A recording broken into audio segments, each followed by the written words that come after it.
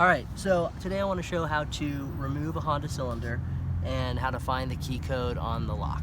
So you're going to go down here. This is the easiest lock to take off. Just get like a little yellow tool. First thing you're going to do is try to pop this little piece off right there. Then literally just put that right underneath, and it comes out really easy for the most part.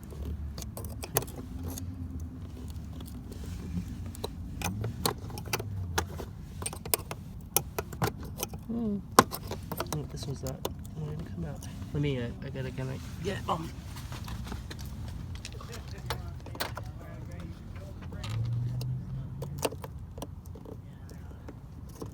should just come.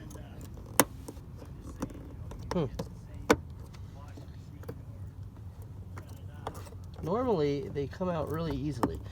This one's kind of stuck, so there it is. Okay, and then it just like wiggles right out. And then what you're gonna do is you're gonna look on the lock and you're gonna find the code. And the code, the key code, is stamped right on the lock. It's probably hard to see. You need a magnifying glass.